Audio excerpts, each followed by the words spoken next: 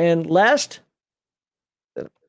but not least, wow, this segment, remember, I told you, I jinxed it. I said this is going to be a quick episode, and guess what?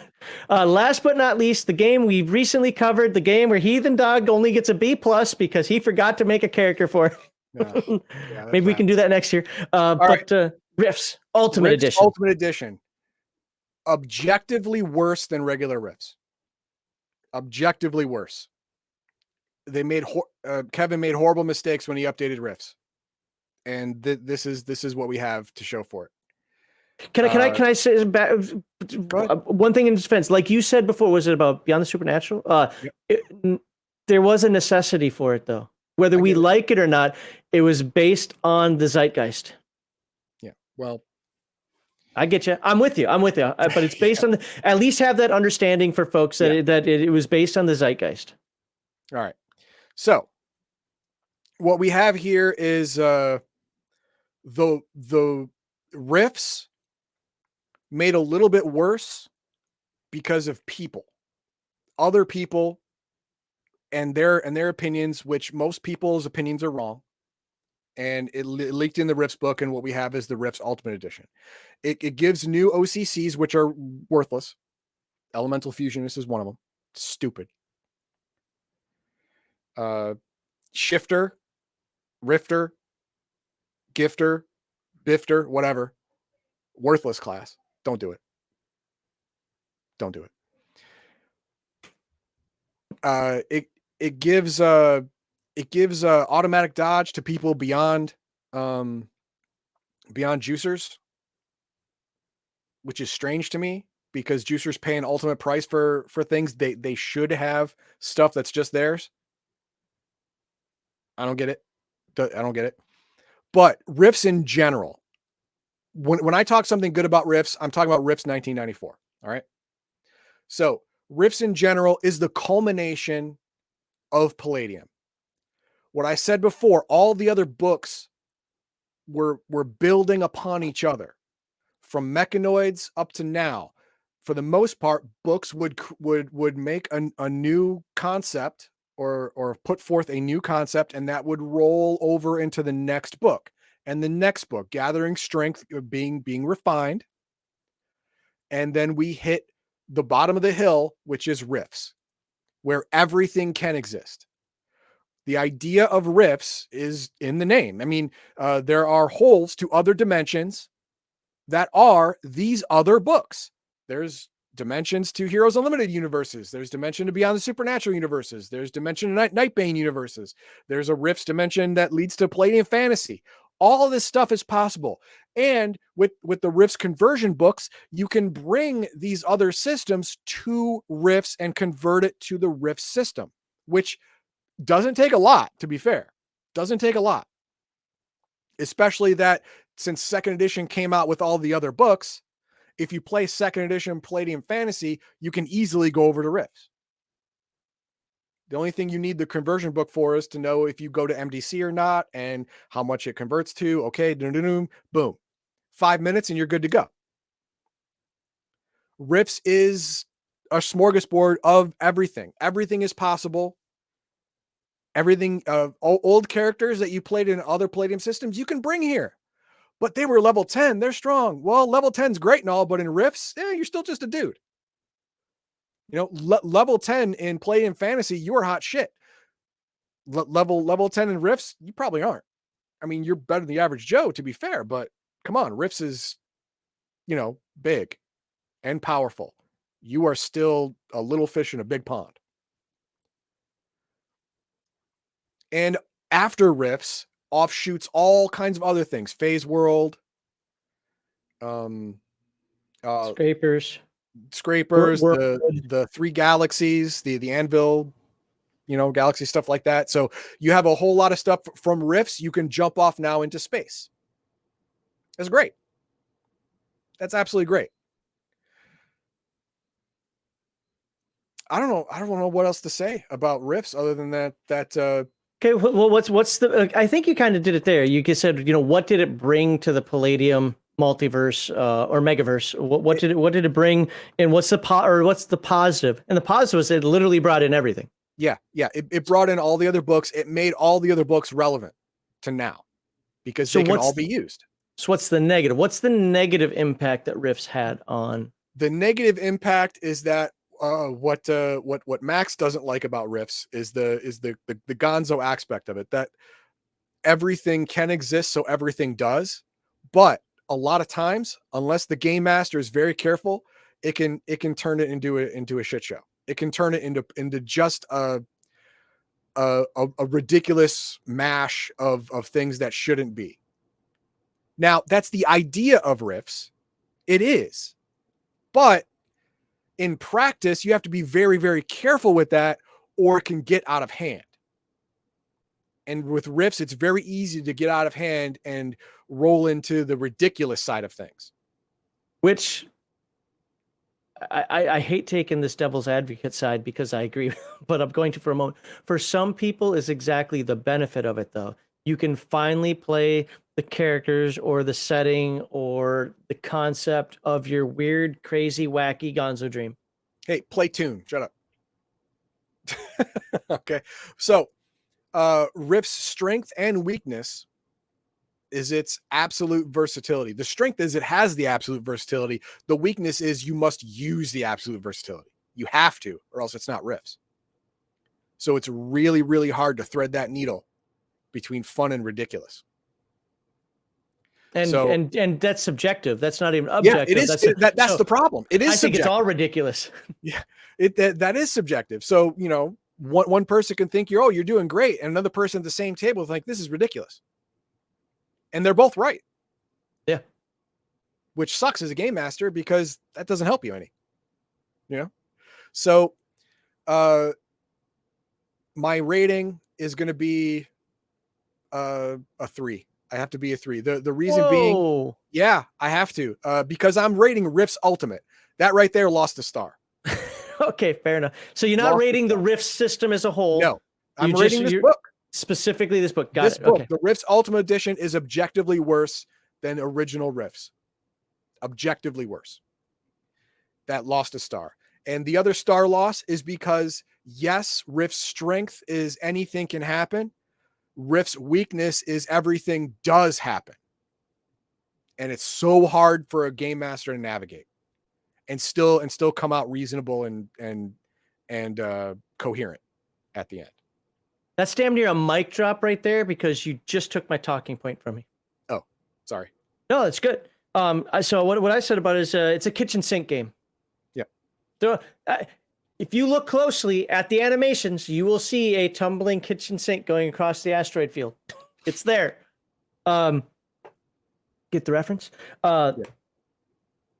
It requires the GM to actively approve and disapprove everything from OCCs, RCCs, the character classes, to source books, to everything in the game. It's not as bad as 5e, but it's not great. Depending on your mindset, it could be worse than 5e. It's similar to me because there are, well, maybe even worse because there are more source books for Rifts. but ultimately, I think that this is more of an old school game with regard to people know how to say no. In fact, I'm going to flip the script a little bit here. Okay. I hear a lot of game masters bitch about things that actually aren't problems. It's because they're bad game masters. Glitter boys are too powerful. I take their boom guns away from them. It's bad game master. What? How about you prepare for the fact that there are glitter boys, or a glitter boy or 1, 2, whatever in the party, and if they're all clumped up together, standing right next to the glitter boy, great, take them all out with missiles. But that TPK's the party. Well, they'll learn tactics, won't they? Yeah. like maybe use that wilderness scout. Watch some A-team once in a while. Pincer maneuvers. Yeah, right. At the very least, you're not all in the same place. Glitter boys are slow. Sure, they can take a beating. Sure, they can leave a beating. Glitter boy ammo isn't just laying around all over the place. No, it takes 5 rounds to at least to reload a boom gun. Well, it does say it in there. I forget what it is. It does mention it, but even still, it's not like it's laying around all over the place. By the time that character's 3rd, 4th level, he's probably running out of some ammo. Yeah, you're going to need if you don't have an operator, you're going to need repairs and ammo. Right. So if you think that the Glitter Boy is too powerful for your game, maybe you're right. Maybe your setting is lower tone. That's fine. But if you're just saying like, well, no, the base Glitter Boy is too powerful, I don't allow in my game. End of story. You need to grow up a little bit. Yeah. And I'm also going to say this because I fucking hate him. Oh. But I'm going to say this about, same with the dragon.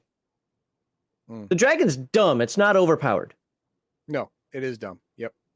As a race, as a playable race, it is dumb.